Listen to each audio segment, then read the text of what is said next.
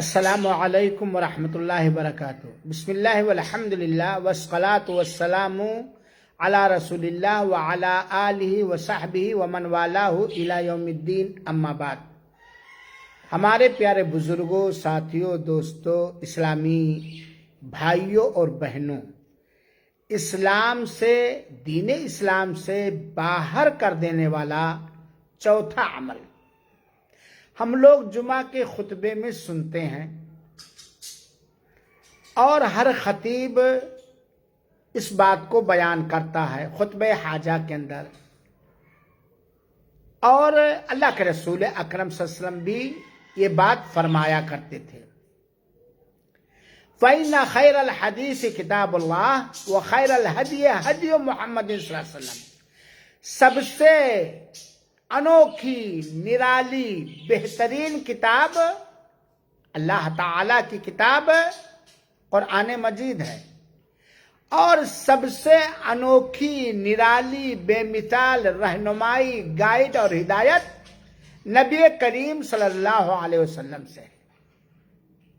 خطبہ حاجہ کے حدیث کے اس ٹکڑے سے یہ معلوم ہوا کہ دنیا کے اندر جتنی کتابیں پائی جاتی ہیں، خاص طور پہ اسلامی، خاص طور پہ آسمانی کتابیں، ان میں سب سے بہترین اور اچھی کتاب قرآن مجید ہے، جو ساری انسانیت کے لیے عام طور پر اور سارے مسلمانوں کے لیے خاص طور پر دستور حیات ہے۔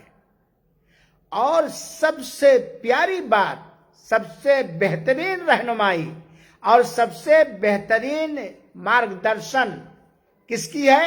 مدینہ والے آقا احمد مجتبی محمد مصطفیٰ صلی اللہ علیہ وآلہ وسلم کا ہے۔ قرآن اور حدیث پر اس لیے عمل کیا جائے گا کہ وہ دونوں اللہ کی بات ہے۔ قرآن الفاظ و کلام کے ساتھ، معانی کے ساتھ اللہ کی بات ہے، اور حدیث معانی اللہ تعالیٰ کی طرف سے ہے، حکم اللہ تعالیٰ کی طرف سے ہے، اور الفاظ و کلمات نبی کریم صلی اللہ علیہ وسلم سے۔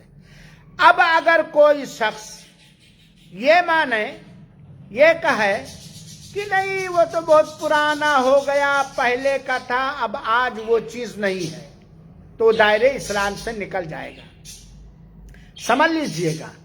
چنانچہ اگر کوئی شخص یہ عقیدہ رکھے، یہ آستھا رکھے، یہ تصور کرے اور سوچے اور سمجھے کہ دوسروں کی ہدایت، دوسروں کی رہنمائی نبی کریم صلی اللہ علیہ وآلہ وسلم کی ہدایت اور رہنمائی سے کامل ترین ہے، تو دائرے اسلام سے نکل جائے گا۔ اگر کسی کا یہ تصور، یہ عقیدہ، یہ سوچ ہے کہ فلاں کی رہنمائی، فلاں کی گائیڈ نبی کریم صلی اللہ علیہ وسلم کی گائیڈ سے زیادہ مکمل ہے، وہ دائرے اسلام سے نکل رہا ہے، وہ رسالت کا انکار کر رہا ہے، وہ اللہ کے رسول اکرم صلی اللہ علیہ وسلم کی رسالت اور نبوت کا انکار کر رہا۔ اسی طریقے سے اگر کوئی یہ تصور کرے، یہ عقیدہ رکھے، اس بات پر یقین ہو کہ دوسروں کا فیصلہ آپ صلی اللہ علیہ وسلم کے فیصلے سے بہتر ہے، تو بھی دائرے اسلام سے نکل جائے گا، کیونکہ سب سے بہترین فیصلہ دین کے اندر، دنیا کے اندر زندگی گزارنے کے لیے سب سے بہترین فیصلہ کس کا فیصلہ ہے؟ نبی کریم صلی اللہ علیہ وسلم کا فیصلہ ہے۔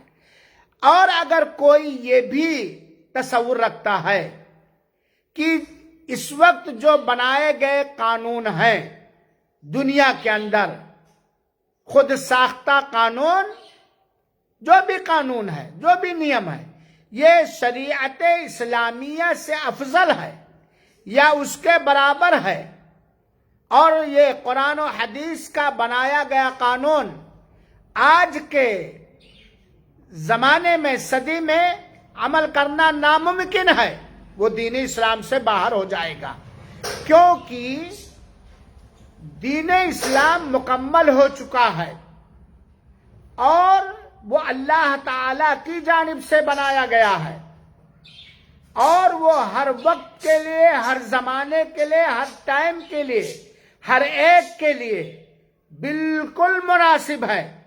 اللہ تعالی نے وہ بنایا ہے۔ اللہ کے علاوہ کسی کا بنایا گیا دھرم یا کسی کی بنائی گئی شریعت یا کسی کا کیا گیا فیصلہ یہ قطعاً، یا کسی کی گئی رہنمائی قطعاً دین اسلام کی رہنمائی اور فیصلے سے بہتر ہو ہی نہیں سکتا۔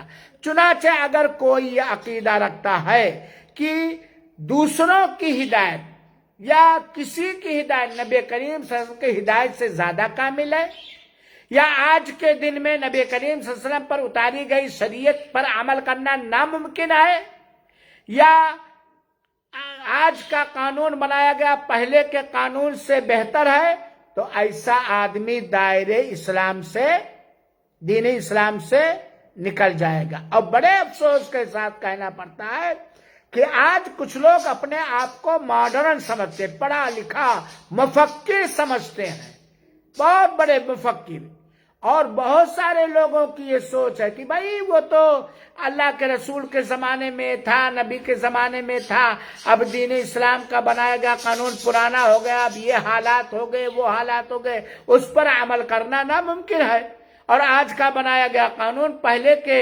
اتارے گئے قانون سے زیادہ بہتر۔ یہ بالکل غلط بات ہے۔ لہذا ایسا عقیدہ اور ایسی سوچ رکھنے والا دین اسلام سے باہر ہو جائے گا۔